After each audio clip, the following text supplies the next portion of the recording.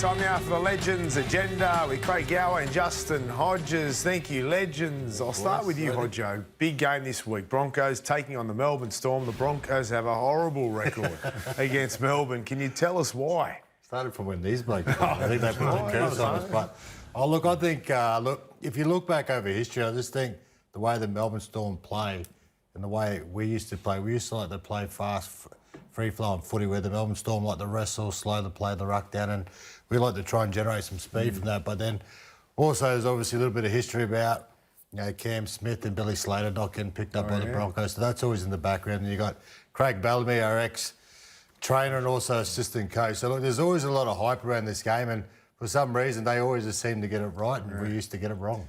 Now, Shibasaki. We don't want to throw stones at glass houses in voice. Because I'd say all four of us right here have done what he's done, right? I think I got over 50 games. But there are standards. But I don't know. I want to get your opinion on this. I'll go to you, Gowie. Yeah, well, it's a tough one. Obviously, with this day and age, they talk about the culture and standards of the teams, and you understand why he's done that. But I would have put it back to the playing group to see what the playing group wanted to happen. Those senior players to be reprimanded in a different way or what. But I know as a player, if you let your team down, you want to get out there and perform well for your team. And I'm sure that's what he wanted to do. Can it hurt them though? I know we don't know what goes on in between those four walls. What their rules are, standards, like you mentioned, culture, and he's obviously not abided by them, right? He's crossed the line. But in terms of performance, him not playing, do you see it as a really big out, and could it hurt them and their chances of winning? Well, look, it does. I think the year that he's had, he's sort of come from nowhere, old Gemmett. So he's played Origin. He's a great defender as well, and to come up against the Melbourne Storm, who are just red hot, if there's a weak spot, and obviously Dean Mariner goes into the centre, who hasn't played a lot of centre as well, Melbourne Storm are going to explore that. There's no doubt about that. So, look, it is a massive loss because he's had a fantastic year, and like Gowie said, I think it would have been good if the playing group maybe stepped in. And look, I've heard Gordy before about talking about the standards and all that type of stuff, but I just think, coming into a final, he obviously done the wrong thing, but it's a big game. It's a big game. That defensive mindset is the biggest one for that. As centre is one of the hardest places to defend these days. So it's a big call. What about the race for the top four? You got the Broncos, the Warriors, and the Sharks. Which out of those three you think will give the title the biggest shake if they can get to the top four? Mate, that's a tough one. You look at those three sides, and they're all got injuries, and they've got pretty important people out. So I think it's maybe I'd go with the Broncos just because you got that X factor with that team, just the way they can add points. Katoni Staggs, Reece Walsh there, and then obviously their pack is a great pack. So I'd go with the Broncos.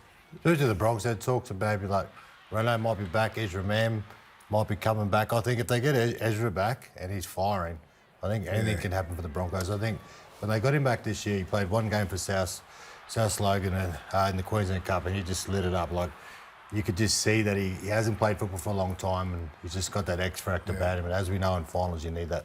How do you reckon the Storm will bounce back after that embarrassing second half? We'll put it this way, I'm glad I'm glad I'm not playing because it's going to be scary. Like, there's no hiding from it. Like, getting flogged by what they got flogged in Melbourne on Craig, 600 games. We all know for the Melbourne Storm, a milestone game is treated in such high regard because they care for their players, they care for whoever is achieving that. So, mate, it's going to be scary. I'm glad I'm not out there because it could get ugly.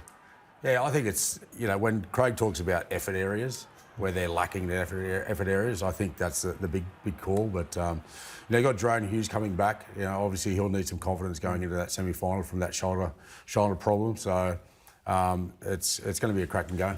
Gowie, your boys rested 16 players. It caused a lot of controversy last week. Yes. Controversy? Yeah. So did you think it was a big deal or?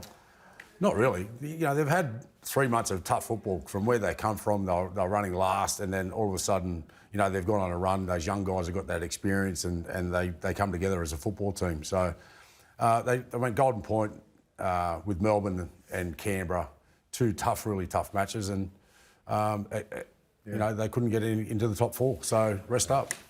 Brent Reid has put a line through the Panthers. He thinks they can't win the competition. Wow. What do you think? I think that's crazy. I think, look, the Penrith Panthers, they know what to do in September now. They've been there and they've done it. Look, I've actually watched, Ivan, the way he spoke over the last couple of weeks, and how he rested these players. I think it's sensational. Like they've come from round 10 or 12, they were coming last. So they've almost had to play do-or-die football the whole year. So to give these guys a rest, mate, giving Nathan Cleary and these guys time to get healthy, mate, we haven't seen it for a long time, but mate, they can go back and win. Gal, you're close to the club. You're a club legend.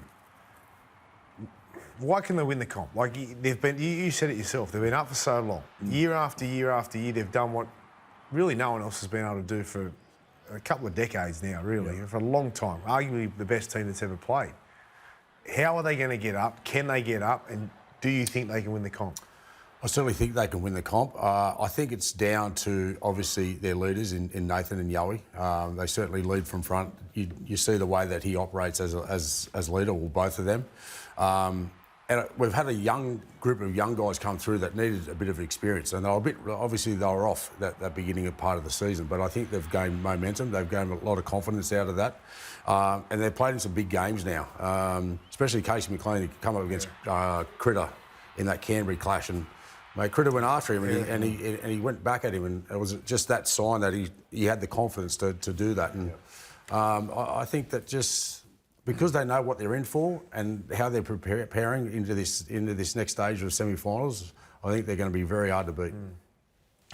The Dogs, leading into the finals, heading to the finals, what do they do with Galvin? What do they do with their 7 and their 9, the Dogs? Because they were flying.